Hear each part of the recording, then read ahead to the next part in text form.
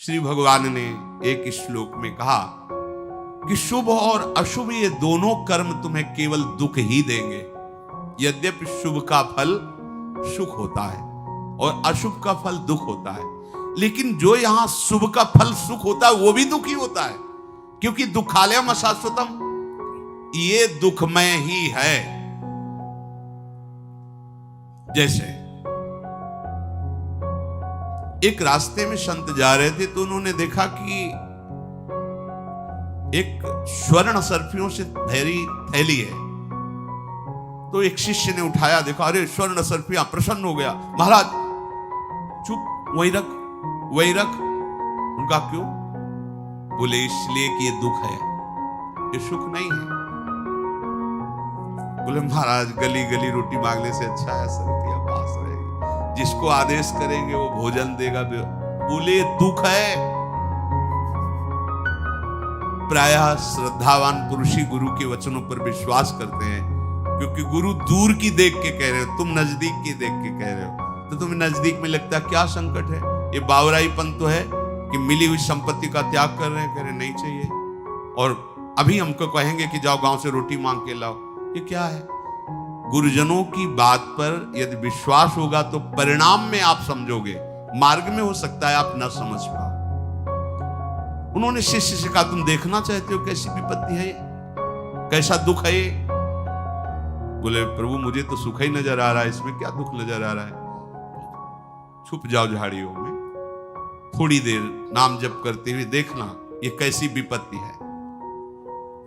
4 घोड़सवार निकले वहां से, उन्होंने देखा थैली, उतरे, अरे उसमें स्वर्ण सर्फिया है। बोले यार तो फिर तो आनंद आ गया, अब हम यहीं रुकते हैं, आज यहीं खान पान होगा। सुनो तुम जाओ बाजार और अच्छे अच्छे पदार्थ लाओ, कुछ पेय पदार्थ लाओ, खाया पिया जाए, फिर यहां से चले गए। बोले 2 लोग रुको, 2 लोग जाओ। 2-3 सर्फियां उससे ले ली, ढेर सारी सर्फियां, 2 लोग, उनके पास अस्त्र शस्त्र भी थे। वो गए लेने, दोनों ने विचार किया ये 4 हिस्से लगेंगे, अगर 2 लगे तो कैसा रहेगा? बोले बढ़िया, वो ऐसा करते हैं जहर मिला देते, उनके भोजन हम लोग पा लेते, कह देंगे हम लोग तो पाया है, आपके लिए लाए हैं, दोनों में जहर मिला देते हो, दोनों पाएंगे, मरेंगे, आधा आधा हो जाएगा। बोले पक्का। ऐसा ही किया, उसमें हलाल जहर मिला दिया। इधर दोनों बोल रहे कि अगर 2 हिस्से लगे तो कैसा रहेगा? बोले बढ़िया रहे। बोले आते ही सूट कर देना, तो कर देंगे।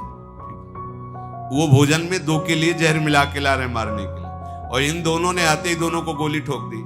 दोनों उधर मर गए, नजदीक गए, बोले अभी तो मरी गए हैं, भोजन पा लेते हैं, फिर आराम से चलते हैं। बढ़िया पेय पदार्थ और भोजन पाया, दोनों वहां मर गए। गुरु ने कहा देखा, चारों मर गए। देखा, ये है विपत्ति, और ये जब तक पड़ी रहेगी कितनों की जान ले लेगी। ऐसे ही हम लोग जिसे सुख समझते हैं वही हमारी दुर्गति का कारण बना हुआ है, क्योंकि भगवान ने इसका नाम दुखालयम रखा है, तो सुख कैसे हो सकता है?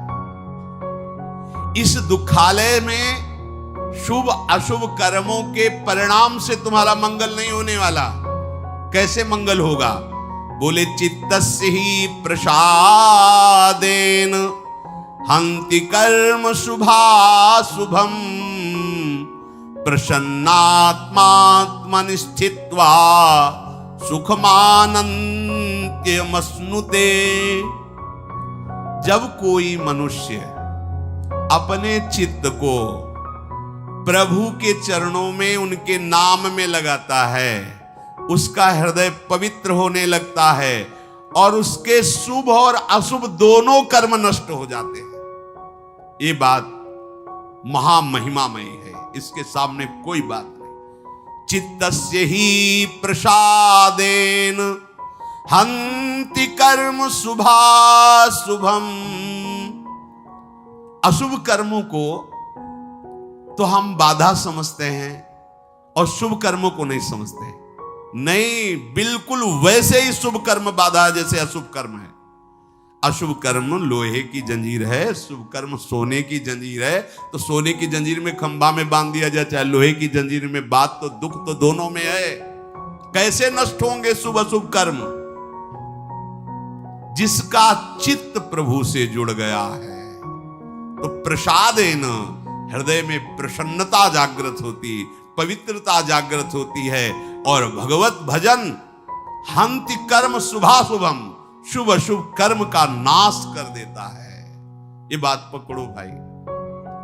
आप जहां भी जाते हैं, जहां भी किसी संत महात्मा के पास, किसी तीर्थ में, किसी भगवत विग्रह के दर्शन हेतु, या कहीं किसी डॉक्टर या किसी झाड़ फूक, कहीं भी एक ही उद्देश्य होता है, दुख की निवृत्ति हो जाए।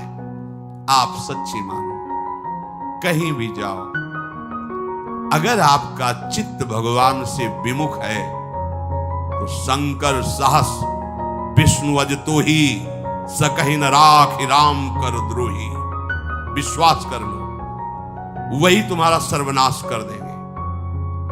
भगवान से अपने चित्त को जोड़े बिना तुम्हें कहीं शांति नहीं मिल सकती। कुछ भी करके देख लो, तुम्हारे शुभ अशुभ कर्म तुम्हें दंड देंगे ही। शुभ अशुभ कर्म से बचने का एकमात्र उपाय है प्रभु के चरणों का आश्रय लेकर नाम जप करना। हंति कर्म शुभाशुभम। आगे कह रहे, लक्षणम तू प्रसादस्य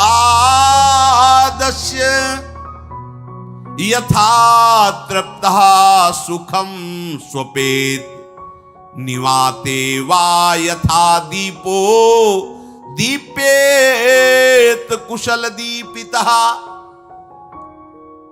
जैसे अच्छे अच्छे भोजन को पाकर तृप्त हुआ मनुष्य आराम से सोता है, ऐसे ही जब कोई खूब भजन करता है और उसके शुभ अशुभ नष्ट हो जाते हैं, तो उसका मन चंचलता रहित होकर, कामना रहित होकर विश्राम को प्राप्त हो। पायो परम विश्राम राम समान प्रभु नाही को।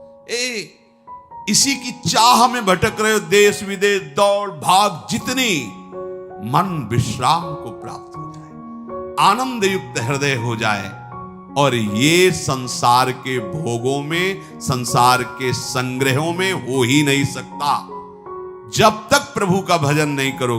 प्रभु का भजन करने से कैसा आनंद मिलता है, जैसे भूखा आदमी अच्छे अच्छे पदार्थ पाकर शीतल छाया में सो रहा हो, ऐसे ही हृदय में वो विश्राम, वो सुख मिलता है। व्यास भरोसे कुंवर के सोवत पाव पसार।